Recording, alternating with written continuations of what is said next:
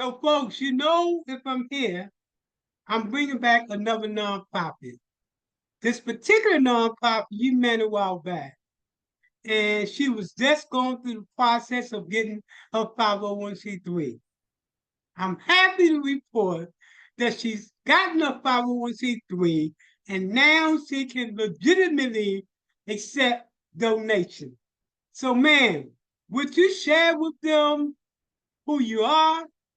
Give them a little bit of background about what you do, your background related to the field that you're in, the name of your nonprofit, who do you serve, the location in terms of area that you're focusing on, city versus county versus state, all that good information. Good evening. My name is Rowena Johnson. I am a retired educator after 43 years in the field of education. Um, After that, during the time I was there, from the time I started until I retired, there's been a big change in education as far as the family breakdown and the kids getting all of the services that they need. They There's a gap there. And with that gap, I'm trying to close that gap by giving support to the schools. So I'm not working alone. I'm working with the schools to give additional support to students after school. Um, I Most of my time in the District of Hillsborough County, I was in the East Tampa area. So I'm still going to be in the East Tampa area, and I have been able to locate a facility that is willing to work with me. And together, we're going to bring a program to the Park Terrace apartment complex that will support the school and the families in bringing them closer together. Also, having the school partner with the apartment complex to come in and to have sessions and meetings with the families. So that's what I'm doing. And I'm really ready to get started. I'm excited and I'm ready to do what I can, do my part in trying to close the gap with our children and families. Now, what's going to be unique about our program, and we're working with her from the Center of Nonprofit, is that it's going to be a data-driven best practice approach to how do we change the narrative specifically for African American kids who are, as you know, in the I'm not the state, but the county, are going to failing schools.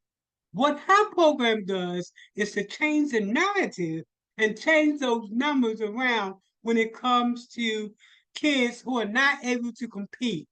We know that when kids are not able to compete, they're to more likely to be in the criminal justice system. So, man, tell us if someone wanted to donate, do you have an email that they can email you at? They can email it to Rowena J77 at gmail.com. That's Rowena J77 at gmail.com. Now, The name of the program, make certain that you are specific and put that it is a donation to the HAPPI Scholars Inc. HAPPI Scholars Inc. that's an interesting name. Tell us about how did you come up with that name? I like it. Well, I did some brainstorming with a few people, and what we came up with was healing and preparing productive individuals. So that's what our program will be doing with our children, healing and preparing productive individuals. I'm impressed. So we're working with her in providing that technical support, including the business plan, strategic plan, the operational plan, and all those other things that put her in a position to do what she did. Now, keep in mind, She's been able to do all of this with no money, from no grants. So for me, that goes to show what happens if an individual like her actually get money to do what she needs to do. Every day we're hearing about the number of murders and robberies that's going on in our community, especially among Generation Alpha. What her program purports to do is to address that issue by giving those young people an alternative. Instead of putting up the gun, pick up the book. She's going to be doing all kind of awesome things from STEM to technology to finance and all these different components that make the person whole. In addition to working with the family to provide family support. We understand that we only deal with the individual child, and if the family is falling apart, then that child will not be able to benefit. That's why we're looking at a holistic and comprehensive approach. So, what grades did you teach when you was teaching at um at the and how long has it been since you left the school system? I actually was taught at the elementary level, most of it the secondary. I taught a few years in primary, and then I was also an administrator before I retired. Um, like I said, it was in the East Tampa area. Prior to that, I taught for 8 years in Maryland, which is where I'm from. So I Oh, did teach I'm a from total, Baltimore. there Hello, was hello. a total of 43 years. I knew we had to connect some kind of way. Okay, I excellent. retired in 2017, and I started working on my plan. I would work on it and then put it away a little bit, work on it, put it away. But now it's time for me to move forward because, like I said, that gap is getting wider and wider for our students. Well, it goes to show that folks, sometimes you have to slow walking. That is, you have to be ready when you're ready. Now, had she started in 2017, she might not have added all of the components together. So what she did was to start the seed in 2017, and she planted it in 2024. And I know that people from around the country is going to be looking at this presentation as we serve national states from around the country, especially African American communities. If you had a suggestion to the new superintendent based on your years of experience, what do you think they can do to improve the school system and stop having these failing schools? We're going to have to come together as a community. The school cannot do it by itself. The families, the communities, the churches, and the school system need to come together to the table and come up with strategies and ideas to help our students. Excellent, because one of the key things that we're going to do, especially since you're in the East Tampa area, is to connect you with those neighborhood groups. Because it takes a whole community to raise a child. It's not just the individual child that you can help. It's not the family that you can help, but bringing in the community. Because the idea that it takes a village to raise a child.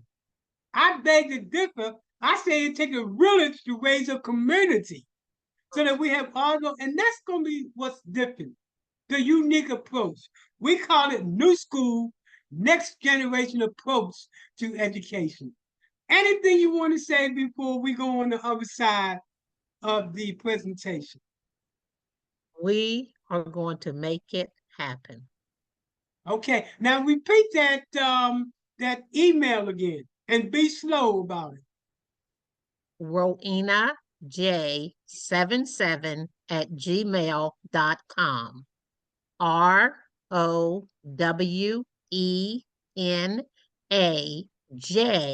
ROWENAJ77 at gmail.com. Excellent, excellent. So, folks, Come on now, open up those books, and it's tax deductible. But let me, before I let you go, in addition to cash, are there any other donations that you could use? Can always use books. Computers, you know. Yes, So come on, books. this is your opportunity to talk to the world right now. Books, computers, ideas. We want to do entrepreneurship, financial planning. So we want to do it all. So whatever you have that you feel can benefit from our that will benefit our program, we welcome it. We welcome it because we do not have all of the answers. It takes all of us working together and coming up with the ideas that meet the needs of our children and families. So before we end this presentation, share again with us the name of your nonprofit. HAPPI Scholars, healing and preparing productive individuals.